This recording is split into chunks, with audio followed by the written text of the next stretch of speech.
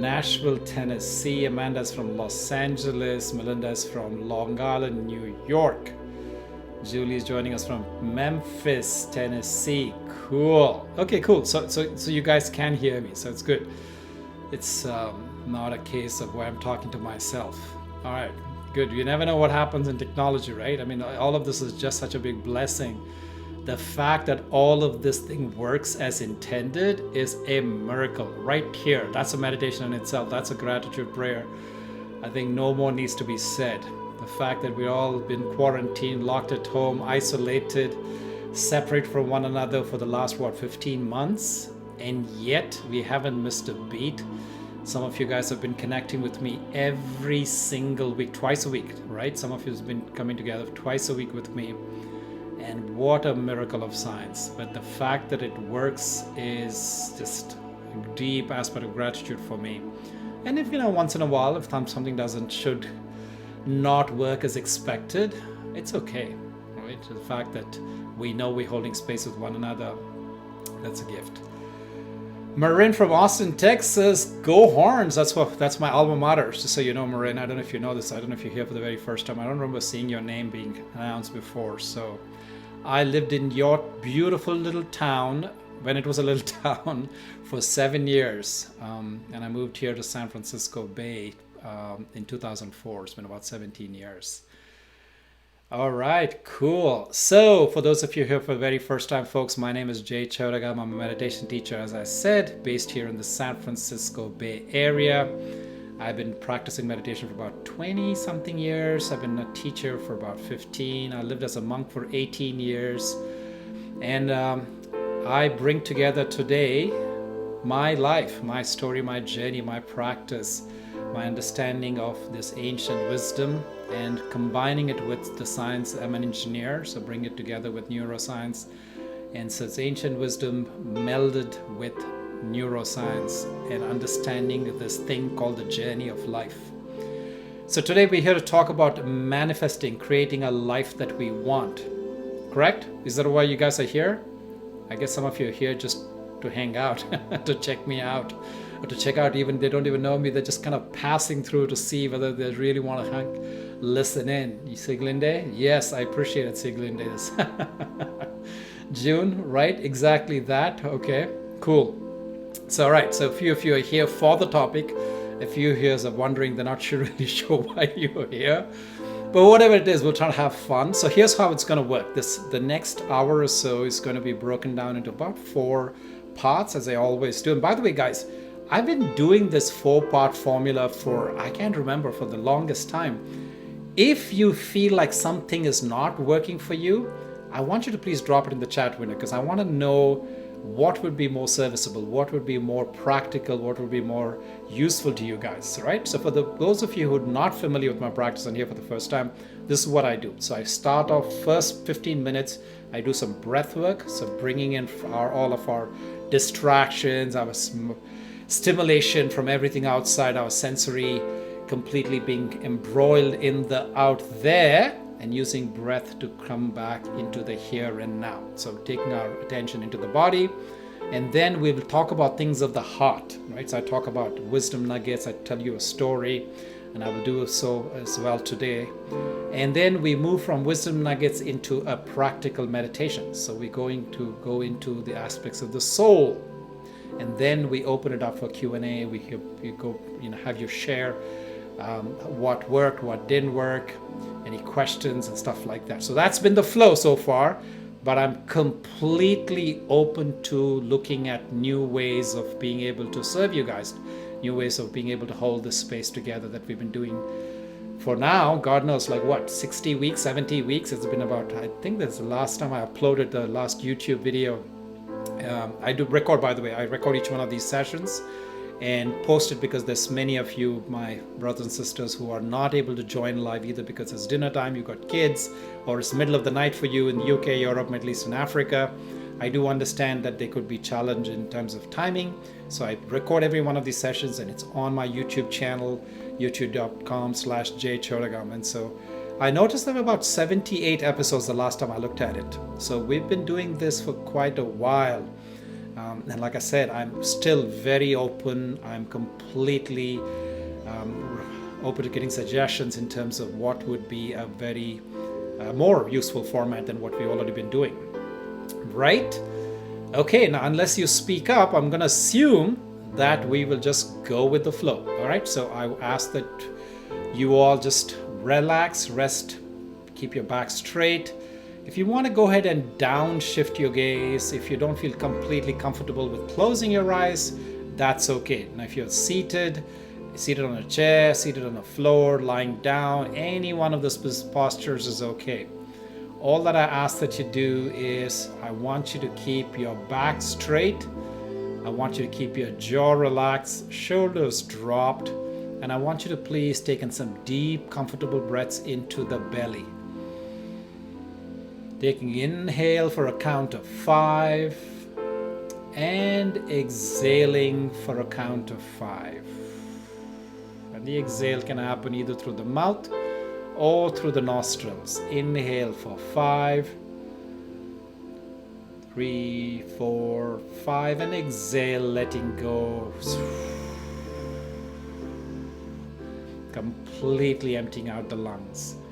So let's keep this going. Inhale for 5 and exhale for 5. Now I'm going to show you what the next step is. It's called Anuloma Viloma. This is Nadi Shodhana, a very important practice in pranayama, the breath of life. And this is how it's going to work. I want you to continue breathing. Don't hold your breath at any times as I'm talking. Just observe as you allow the air to go in and out of your body. So the inhale is going to look like this. I'm going to use my thumb to seal my right nostril in my case. Inhale goes in from the left nostril. Close the left nostril. Exhale comes out through the right as I release my right thumb. And then inhale from the same side I exhale from. And then close. Exhale from the opposite side for a count of 5. Even rhythmic breathing. I want to see your belly rise and collapse, not your chest, please. Breathing in through the belly is scientifically proven to be a great relaxation mechanism. This is called belly breathing or diaphragmic breathing. Nice and deep. And inhale. Close and opposite side, exhale. Yes, you're able to see me, I hope. So you're seeing what I'm doing. I'm using my 2 fingers, the middle finger and my ring finger to inhale. And then I release those 2 fingers to exhale. Inhale and exhale. Inhale and exhale.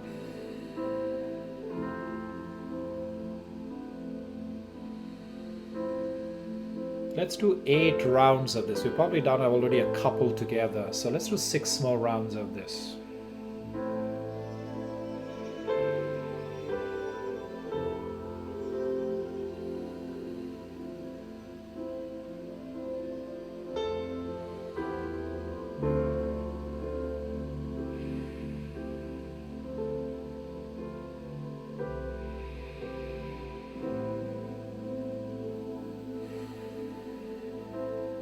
Notice the inhalation and exhalation is only happening through the nostrils at this time. The mouth is closed.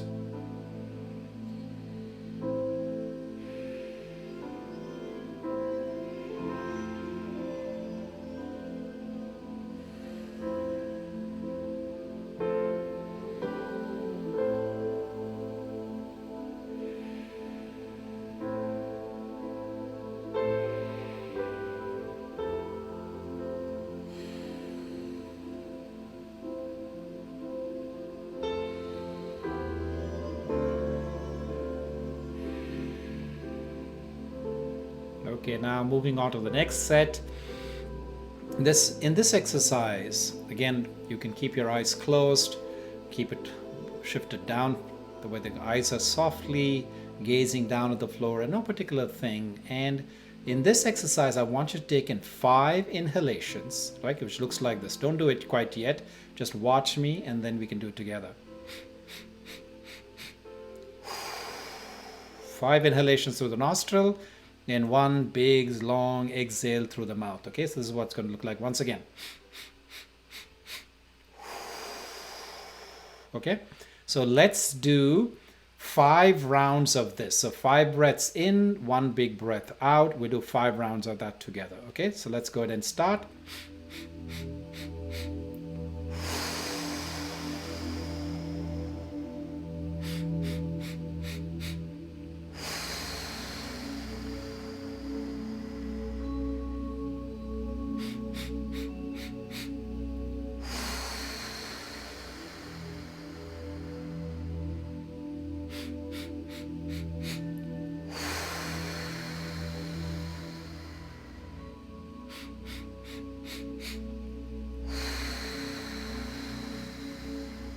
Okay, now I'm going to ask you to add one more thing to this. So now inhale the same way. As you exhale, I want you to give me a lion's breath that looks like this. Right? So we breathe in 5. Exhale, sticking your tongue out, stretching the faces of your muscle, exhaling from the diaphragm, coming out with a fierce form. Okay, that's called lion's breath. So let's do it together again. 3 rounds of this. Second round. And third round. Okay, fantastic. All right, my friends. I see you, my brother. I see my friend Justin Michael Williams has joined. Thank you, my brother, my teacher as well. Thank you for being a part of this today. So, all right, so now next we go on to the next, which is the Vastrika, which is going to be a beautiful exercise that is going to exercise all of your upper part of your body. Here's what it's going to look like. Now, for those of you women who are at that time of the month, any women who are carrying or pregnant, or if you've just eaten a meal within the last hour, please refrain from it. Go back to the previous breathing, which is the inhalation 5, holding for 5, exhale for 5, and hold for 5. Box breathing, but this is going to be with a count of 5 for each of these, okay?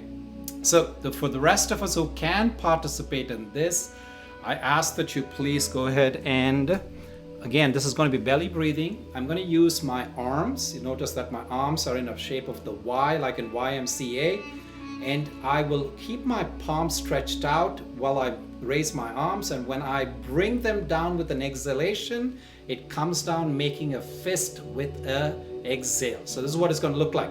Nasal breathing. So I'm going to be coming out from the diaphragm, exhalation through the nostril, mouth is closed at all times. Okay, so this will watch me first when I do this thing. So it's going to look like this. Okay, so this is what's going to, it's called Vastrika, and the focus is on the exhale. Don't worry about the inhalation. The universe will teach you how to get when you know how to give. So that's the philosophy here.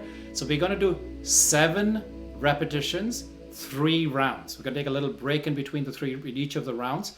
So together, I want you to please go ahead and close your eyes. You've got the instructions.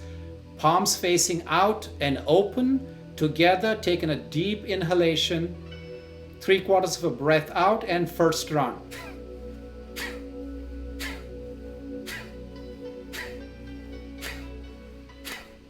And take a small break, a regular inhale, full cycle of breath in. Exhalation through the nostril out. Now full cycle of air, breath in, fill your lungs all the way down to your belly. And now I want you to hold till I tell you, or till you feel comfortable. Just trust me that you can hold longer than you can think, longer than you expect that you can hold your breath. So just hold to tell you.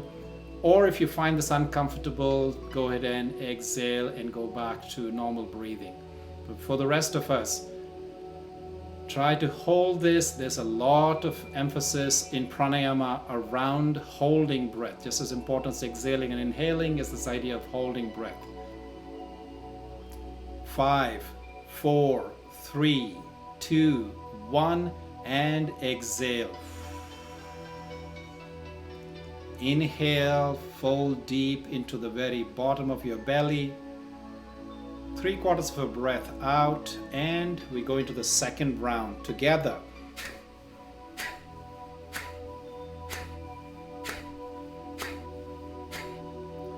and just regular cycle of breathing in while we take a break from this. Exhale either through the nostril or through the mouth. Just another deep breath in and exhale. And now this time at the bottom of your lungs, with a complete empty pair of lungs, I want you to please hold your breath. Hold as long as I tell you, or just as long as you can.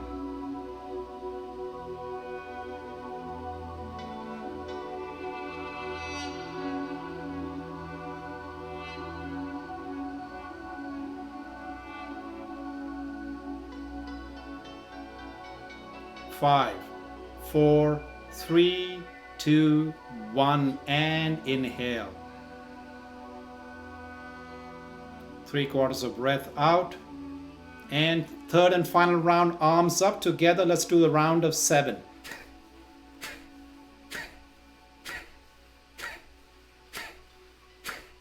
And now take a break. We're done with this set. Just allow regular breathing. Inhale. Exhale. Inhale, and this time at the top of the lungs, I want you to hold. Hold as long as I tell you, or as long as you can.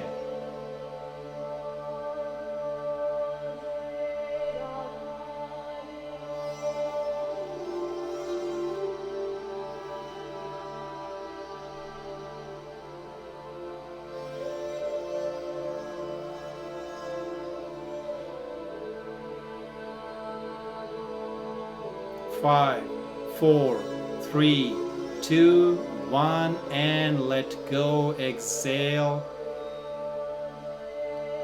Back to regular breathing.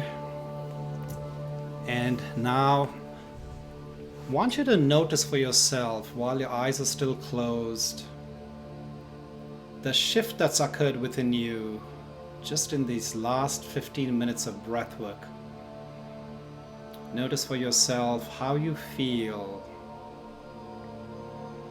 Notice for yourself the speed of thoughts in your mind, the ease of your breath,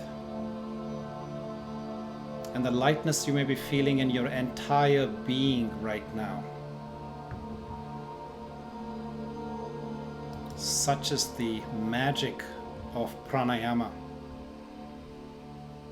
Breathwork is known for the longest time, it's been documented in the East as a way to bring our attention from the world outside and prepare us for Dhyana. Dhyana is the word for meditation.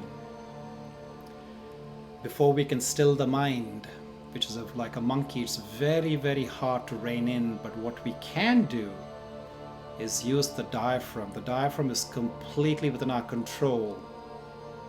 And what we've just done through the elongation of breath, through the holding of breath and the manipulation of it, is we're able to relax the mind, and the mind has an immediate effect on the body.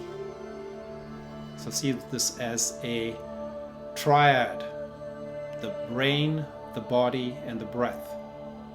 And the one thing that you can use as your lever to be able to rein in all of these components is your breath. And hence sets a beautiful stage for us to go into the next phase of what we're here to talk about, which is manifesting your best life. So what does that look like? So I want to start off with a story, as I always do. So the story is from the southwestern part of France, a region referred to as Dauronia. Dauronia is known for its beautiful sunflower fields. And in those sunflower fields, there is obviously a seasonality to them. And there is a beautiful little place in the southwestern Dauronia region called the Plum Village. Now, if you've heard about this famous teacher, Thich Nhat Hanh, that's where he's based. So Thich Nhat Hanh tells the story that, when these visitors come throughout, the spring season, they come into the summer, and they come in, and they come in the spring, and they say, where are all the sunflowers that we heard about, which your region is so famous for? And they don't see it. When you go talk to the farmers tend to say that we see them everywhere. The sunflowers are everywhere. Now, the farmers know that they have tilled the land, they have sown the seeds, they have put the manure, and they are seeing the seeds sprout, and they're seeing the life that they've invested in grow. But for the untrained eye, they don't get to see that. They don't see these visitors who are coming through just without knowing the history and the background of all of the work that's gone in. It's not obvious to them. But does that mean that the sunflowers don't exist? So if you talk to the farmers, they will tell you that all the things that needed to be done are done. The sunflowers exist. They're just underneath the soil, and they're waiting for only one other critical element. There's only one thing that needs to happen, which is the warmth. And as the land gets warmer, as the seasons turn, you see the sprouting of these things that emerges from the ground. And as it comes into June or July, right about right now, you'll begin to see the sunflowers bloom. So even to the untrained eye, to the one that is a visitor, the covert becomes the overt. So my friends, think about this. Think about how much of your life's manifestation, that which you want to see, is something that you're trying to observe on the superficial, on the covert, on the obvious, from the things that hasn't taken its sprouted and started blooming, and it's still within the fertile soil. It's there, it's latent, it's powerful, but you're dismissing it as if it doesn't even exist. And when you do not see something, there is the craving. When you do not see that potential that you have, when you do not see that seed that you are here for with, that life that you're meant to live, then there's a restlessness, which is obvious, right? So if you're not seeing some sort of a progression, if you're not seeing some results, if you're not seeing things that are obvious to the naked eye, now, which is the biggest danger, when you are seeing things from the perspective of others looking at you, right? So this is one of the dangers, when your concern is, how do other people see me? And my concern is, how am I being judged? And therefore, how do I feel about myself based on how others are looking at me or perhaps perceiving me? That is a destiny that's doomed towards a lifetime of restlessness. There is no amount of work, there's no amount of effort, there's no amount of any amount of achievement that can ever quell. There will never be a state of peace when you're living from the perspective of the superficiality, when you're looking at it from somebody else's lens. What do people think of me? What does the world perceive me? So I'm going to share with you a few things which will help you to understand, how do we shift this focus? How do we create that attitude of abundance, attitude of manifesting that life which you're here to live, that you were born to come and fulfill, the destiny that you're here to live out? So the first thing is that when you find yourself upset, when you find yourself restless, notice that it is your ego that is talking. You're measuring yourself up because you're worrying about what somebody else's perception of you is. So the moment you stop thinking about yourself, you experience what is referred to as ego death. And in that ego death, there is an amazing quality of freedom that exists. There's an amazing quality of letting go that gives you a release, that gives you a sense of peace, a sense of stability and stillness. that is priceless. And as you're trying to manifest, ask yourself, what is it that you're trying to become that's not already in you, that's already not here, that's already not present in the now? So could it be something that you're trying to attract which is not really you? This is where there is a spiritual dissonance. There is a spiritual breakdown of an integrity between what you're meant to be doing and you having realized that potential that's latent. That's like the sunflower. The seed is there. It's doing its thing. It's under the soil. It's just waiting for the optimal conditions for it to break through the surface. So perhaps then manifesting is about really looking at what your core potentials are, aligning with your greatest gifts. And then the last thing, which is then making this your attitude of starting from looking within, where you're taking the time to invest on living from the inside out, doing the work that's necessary to create that warmth, that conditions that are ripe for that seed to sprout.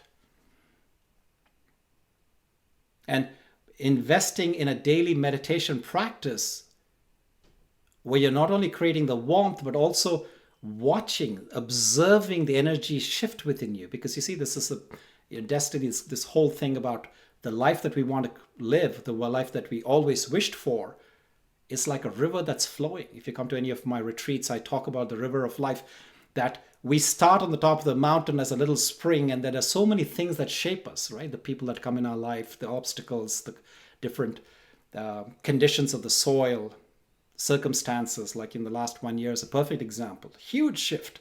We've all had to make a massive detour in the way we've been flowing. And time and circumstances and people and conditions will alter your current state of what is meant to be your destiny, what's meant to be that thing that you're here to fulfill.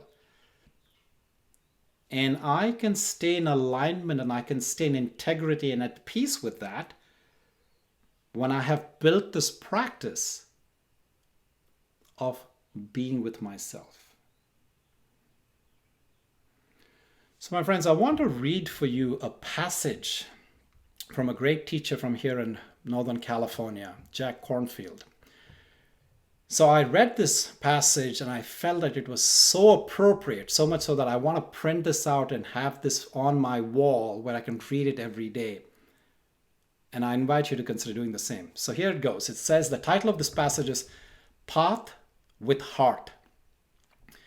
In understanding a spiritual life, what matters is simple. We must make certain that our path is connected with our heart. In the end, spiritual life is not a process of seeking or gaining some extraordinary conditions or special powers. In fact, such seeking can take us away from ourselves. If we are not careful, we can easily find the greatest failures of our modern society, its ambitions, materialism, and individual isolation, repeated in our spiritual life.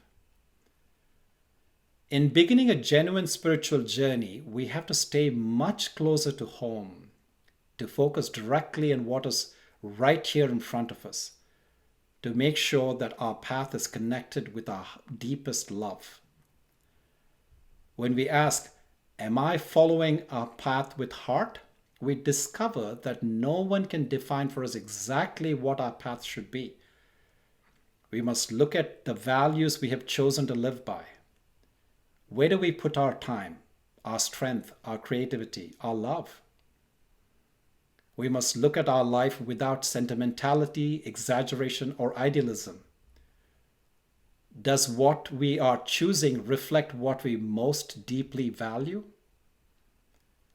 If we are still and listen deeply, even for a moment, we will know we are following a path with heart.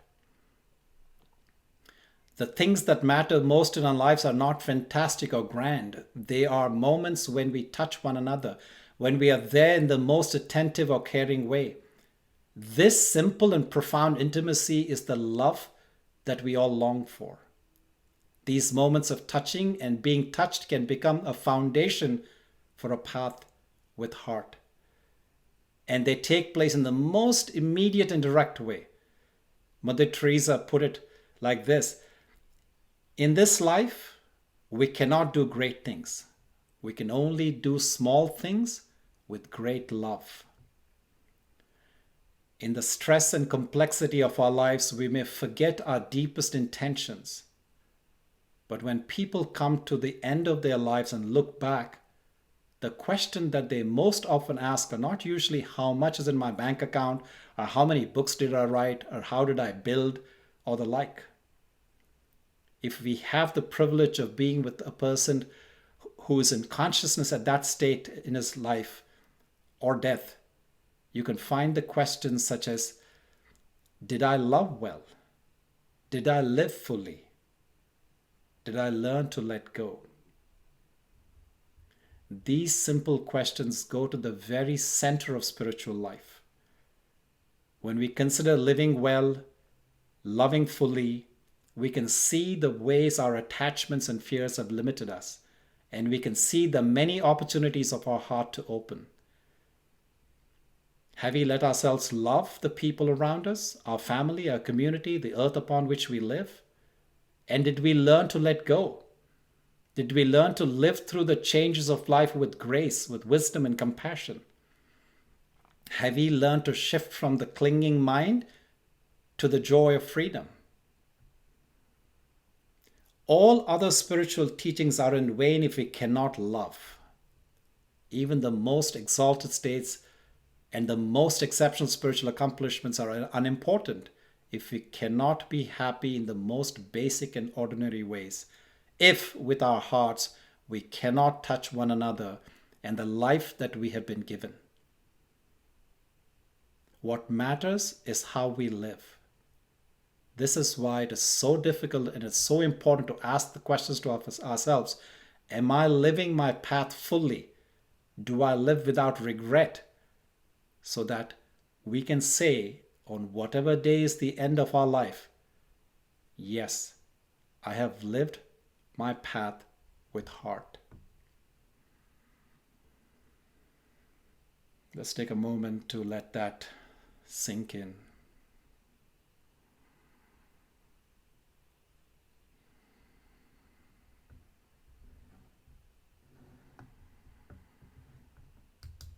So folks, I invite you to share some reflections that may have come up, things that were particularly epiphanies, ahas, things that's really struck a chord with you. Share them. I want you to put them down, because when you write things, not just think about it, we just see, because it goes in from one ear and quickly goes out of the other next time you hear something else. So I want you to take a moment to let it sink in, to see what resonated, and call it out, spell it out, put it out there, type it out. Indeed, June, indeed, it is powerful. Yes, I can see why it made you cry.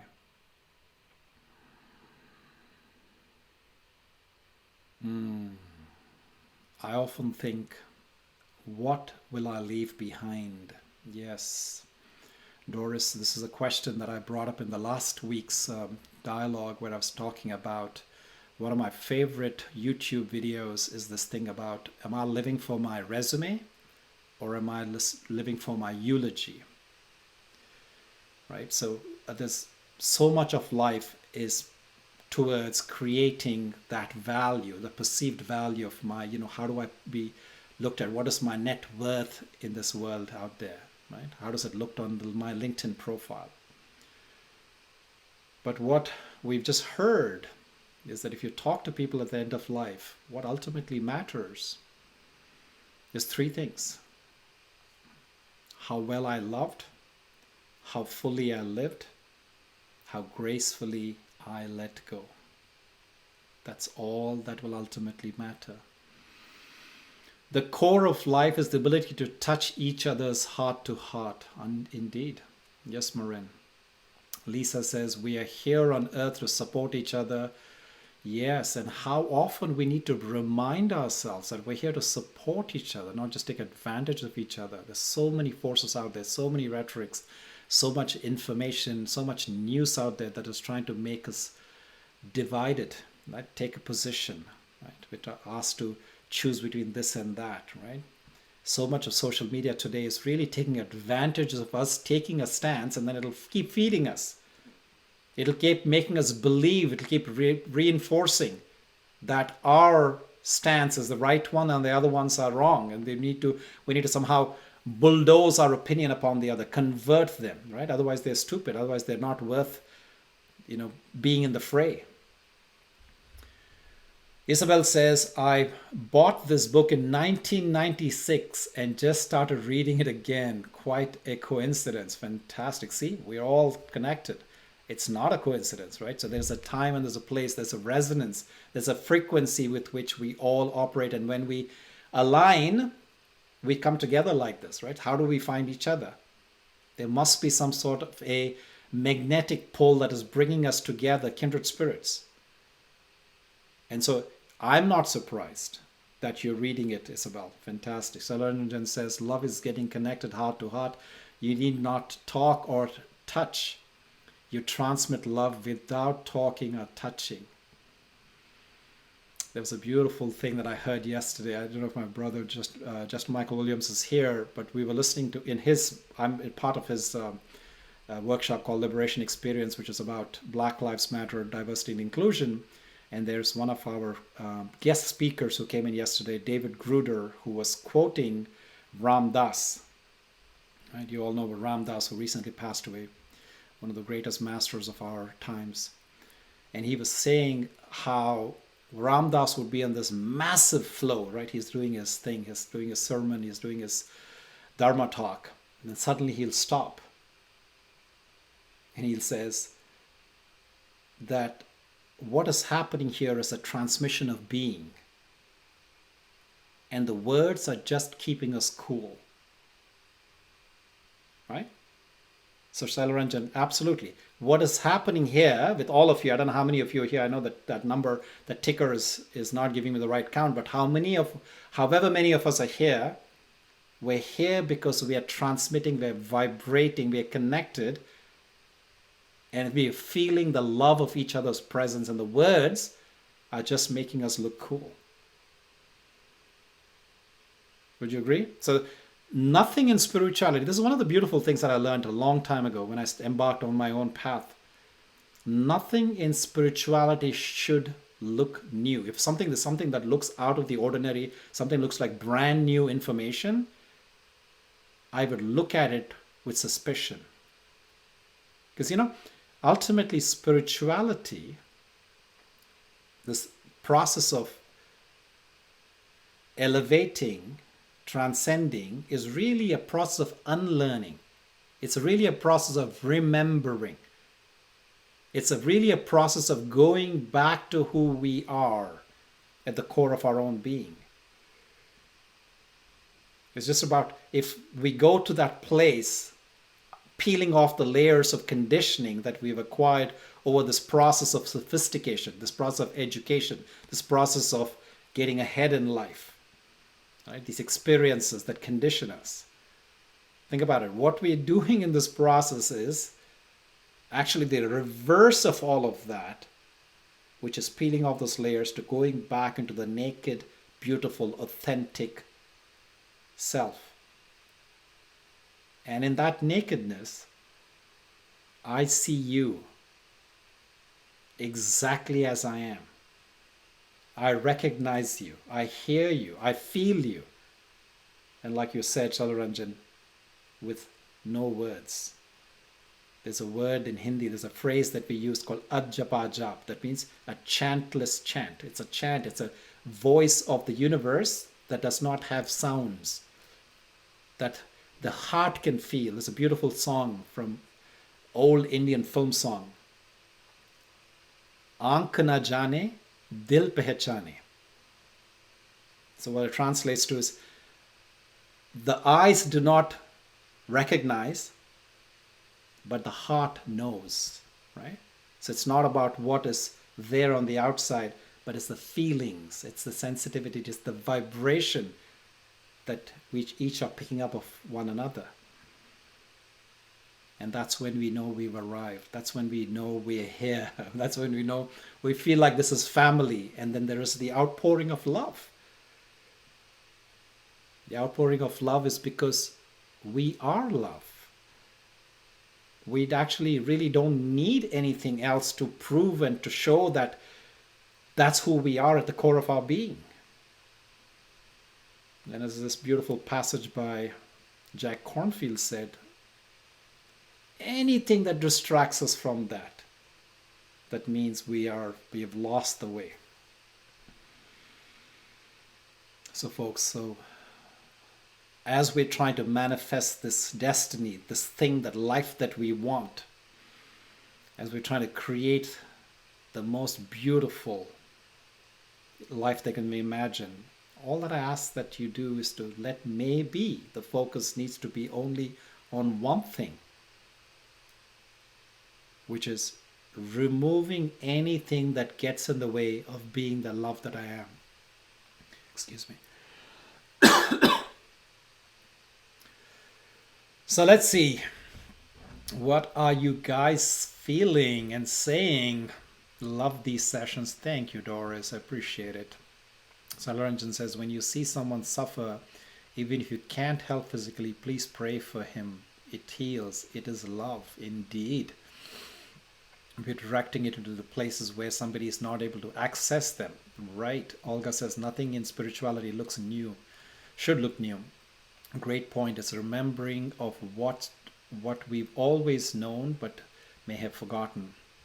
Indeed. Great reminder, Jay, of what spirituality really is. Thank you. Absolutely. So now, if it's okay, I'm going to shift focus a little bit. I want to shift gears and I want us to go into an introspection. Thank you, Jay, for pointing that out about ego death. Yes, indeed, right? When you don't think about yourself, that's when you have this thing called ego death. And in that moment, there's a great freedom.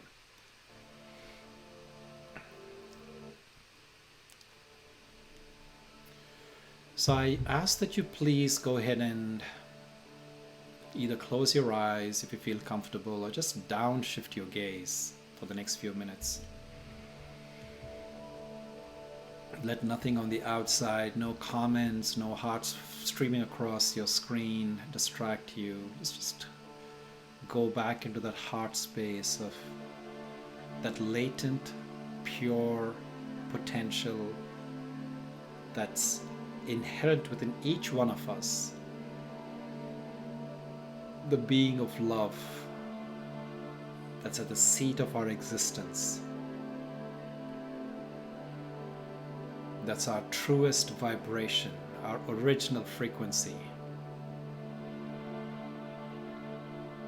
The thing that will stay with us even after this life ends, the life in the physical form ends. That's at the heart of our being. Let's go back in there. Breathe into that space. Breathe the life force of prana. Let that expand.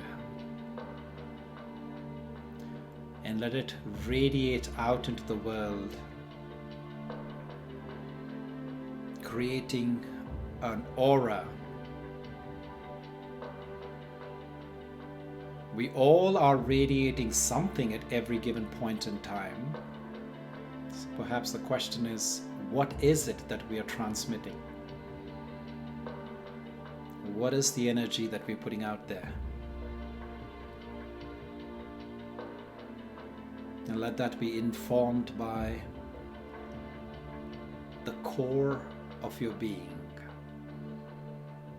the seat of consciousness.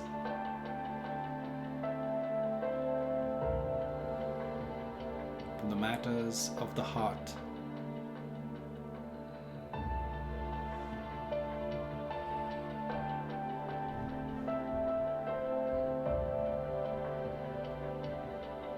And when you feel this area is softened, when you feel you're in touch with your eternal self, and you opened up,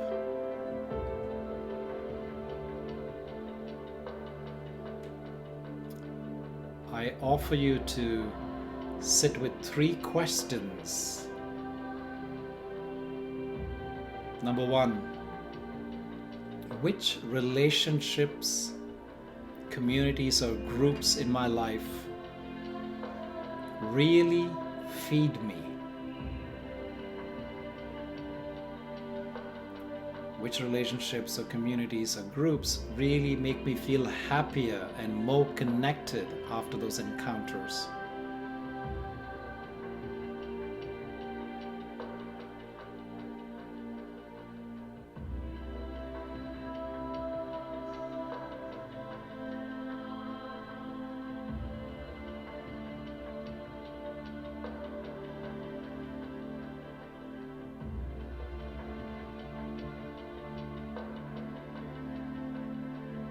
Second, which relationships, communities, or groups in my life leave me feeling isolated or lonely?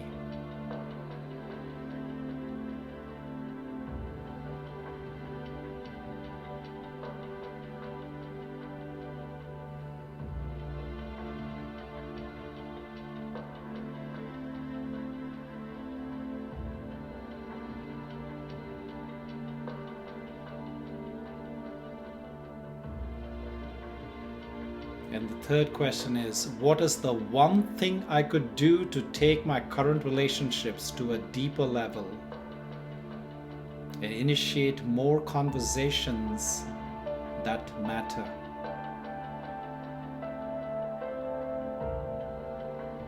What one thing could I do to take my current relationships to a deeper level and initiate more conversations that matter?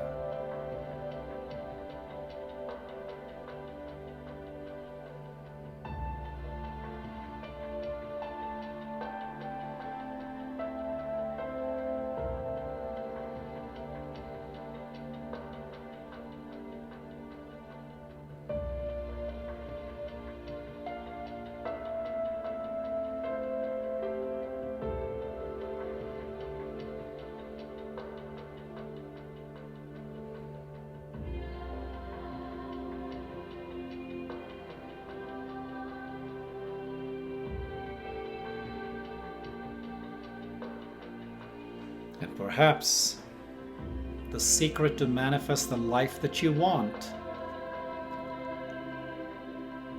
is to give yourself the warmth, those conditions for that seed, that sprout that's waiting to burst through the soil and go from the covert into the overt with the right conditions of the right company,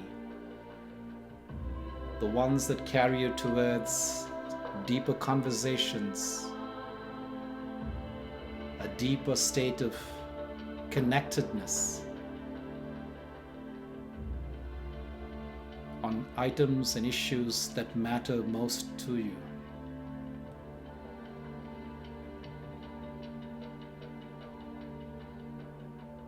So I invite you to please create this intention for yourself to living from this place of being deeply connected with your heart, and to be walking from a place of vibrating this love that you are.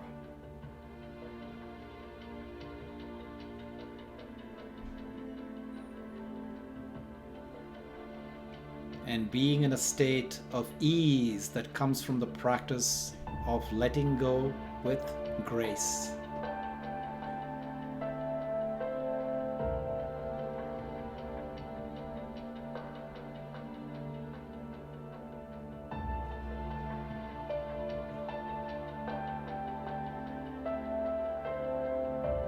I want you to please bring your palms together at your heart center in prayer position.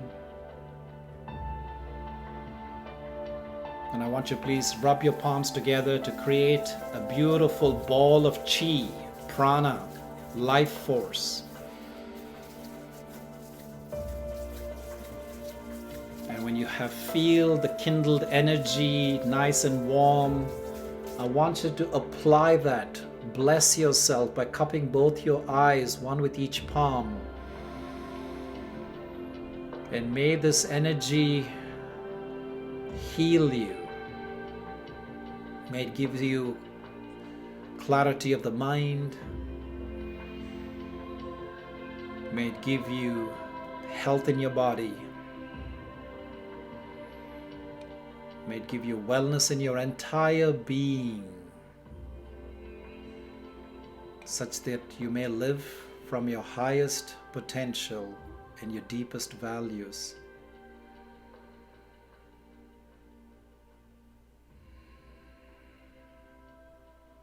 And then put your palms facing out as if to send out a blessing to the world. And I want you to think of somebody, a group, or a place on this planet that could really use some positive vibration, some healing energy right now. And visualize that this prana, this life force, this chi from your palms extending out like a beam of light towards that person, people, or place, giving them healing, loving strength, giving them courage to live from their deepest self, live from their most optimum state of health, to bless them that obstacles in their path be removed. May confusion in their mind be lifted like a veil. May they experience the joy and the lightness that I'm feeling right now.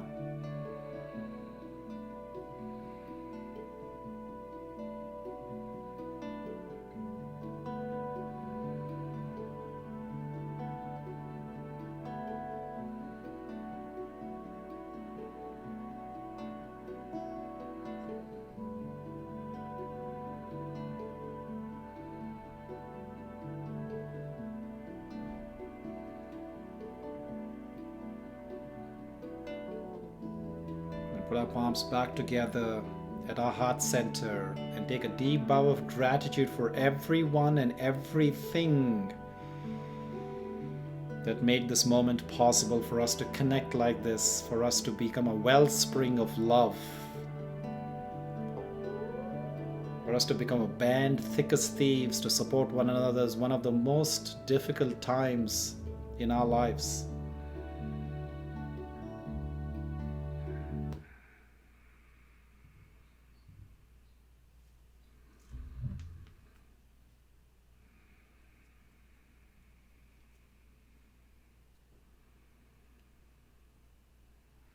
And if you could summarize how you're feeling right now in one word, what would that be? And I invite you to please share that one word in the chat window, so that we all get to see how you're feeling right now. Lisa says calm, Robert says blissful, Jennifer says peaceful, Mary says content, Stephanie says clarity, Claudia says held, beautiful, Marin says rejuvenated, Doris says relieved. Fantastic, folks, fantastic. And I feel a deep sense of resonance, a deep sense of connection and a gratitude for all of you. Vanessa says seen. Thank you. Seen with the heart, Vanessa. As we said, it's not this what's seen with the eyes, but it's what is being felt, the connection that we all are feeling seen with our hearts indeed. Jay says happy. Mary says thank you indeed, Mary. Thank you. Thank you for all being here. Thank you for all all of your connection, for your communication, for chatting with me, for asking good questions, sharing how you're feeling. And also, I invite you to please consider making donations as well, because that's what helps me to keep continuing doing this work, offering these services without any conditions, far and wide. The recordings, the live sessions, all of the courses, the stuff that we've been doing since the beginning of the pandemic. We haven't missed a beat. So thank you for sharing everything that you're saying, everything that you're doing, for who you are, for the vibrations that you put out there. Vanessa's double golden hearts. June says equanimity. Amanda says grounded. Jennifer's first time. Thank you for this amazingness. Jennifer, welcome to the Soul Tribe. So Jennifer, and those of you who are here for the very first time, I have a group here on this Insight Timer. It's called Meditate with Jay. It's a circle. Please consider joining that, because that's how we keep connected. We talk about things not just during the times when I'm here live, which is on Wednesday nights at 6 p.m. Pacific, but I also do another one on Sunday morning, 9 a.m. Pacific. But I want you to keep having these conversations, for us to stay together, connected, share what our trials and tribulations are, talk about what's important, right? So that's a great forum to do that. Also, what's the circle called? It's called Meditate with Jay. So I'm going to go ahead and type it in here. So that's my circle on this app. So I invite you to please, go on there and talk about things that you want me to discuss next time. What are things that you want me to talk about, right? So I want to talk about things that matter to all of us most, right? I don't want to just kind of making up topics on the top of my own head. And also I want to mention that I have a retreat coming up July 4th weekend. It's here in Marin County, California. This is I call it isolation to integration, as we're slowly easing our way out. I want to keep it really simple. It's only for 15 people. I believe 10 tickets have already been sold out. So we've just got 5 more spots left. So for those of you feeling called, and those of you feeling the need to hold space together, not just virtually, but in the beautiful community of being connected in the middle of redwood trees and on the beach, going for sunset walks and having deep conversations, having soulful food, and having just, that time where we can say, I know we're connected with the heart, but it's nice to be feeling like a connected with the eyes and with, the hearing and all of the senses, right? So if you're feeling called to, then I invite you to go to my website, Find Within. It's a website, findwith.in. It's also listed on my profile here. So if you can't remember my website, go ahead and go onto my profile on this app, and you'll see a link there for my retreat. So that's happening July 4th weekend. I also, for those of you who are in a different part of the globe who cannot connect with me like in physical space, I have live one-on-one coaching that is available on this app. If you click on, you see that bottom right corner, there's my logo, my icon with a picture, and says live. You click on it, it'll give you information on how you can sign up for my one-on-one sessions. So these are just some of the way, folks, and I invite you to think of other things that you want me to talk about, other ways, forums in which we can connect. We can stay supporting with each other. It's important, right? So go ahead and ask questions. I see Ken here has got a question. Can you repeat what you said about spiritual journey being about remembering?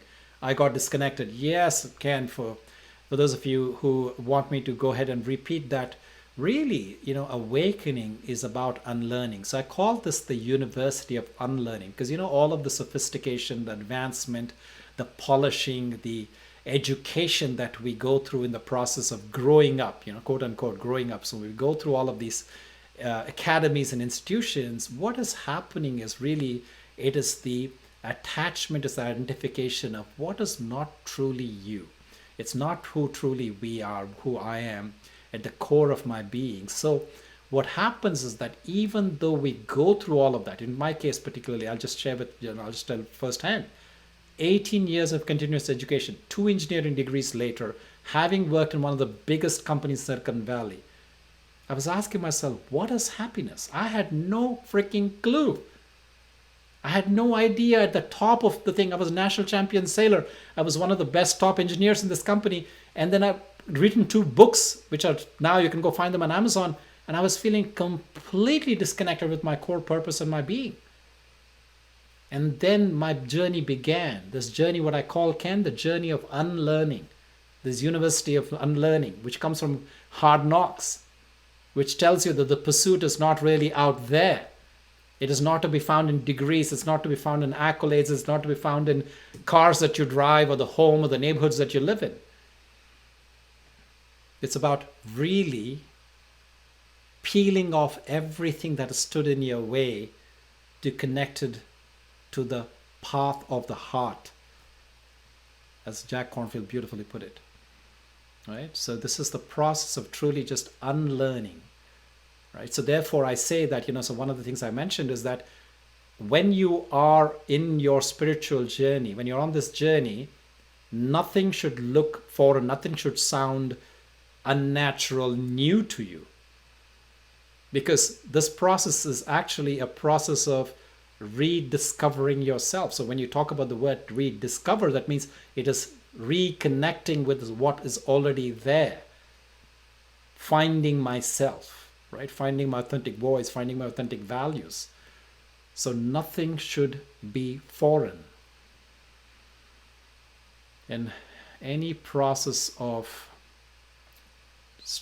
there's a struggle, there's a sense of frustration and anxiety to feel like, I need to grasp something that is that life that I want to live. There's a red flag should be going up in your own head and saying that, wait for a moment. Something is wrong, right?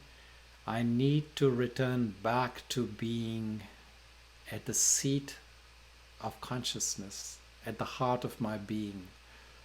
The love that I am. And each one of our expression, you see, so there's a beauty in that each one of our expressions of love happens in a different way. For example, my expression comes through my practice and my sharing here on this platform or such platforms. Now, you could have many different ways of exhibiting this. It could come through your own creativity, through your writing, through your building, through the way you raise your family, through the way you teach the kids in your school, heal your patients in your hospital, etc., etc. But understanding the why am I doing what I'm doing? What is it ultimately behind? What is it that I'm doing superficially? What is this? How is this feeding my spirit into becoming a greater version of myself, the more authentic version of my being? Am I living fully? Am I sleeping well? That's a beautiful barometer, by the way. Does my heart rest at peace when I put my head down on my pillow? If not, there are more layers to be shed. There's more unlearning to be done. And it's a lifelong journey, right? Because there's a constant seduction of the things or the five senses that wants us to go after this and that and smells and tastes and touch and so on and so forth. And then when we get lost in that, we need to rein back in. There comes a point when we feel distraught, tired,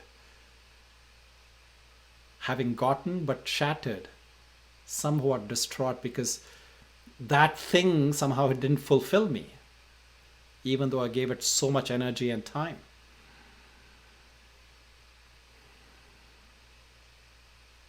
So my friends, may you all sit with your heart, follow your path with deep love and compassion, and live to your greatest potential. So until I see you all again, same time, same place next week, either Wednesday or Sunday, I hope you stay happy, go shine your light, and be well.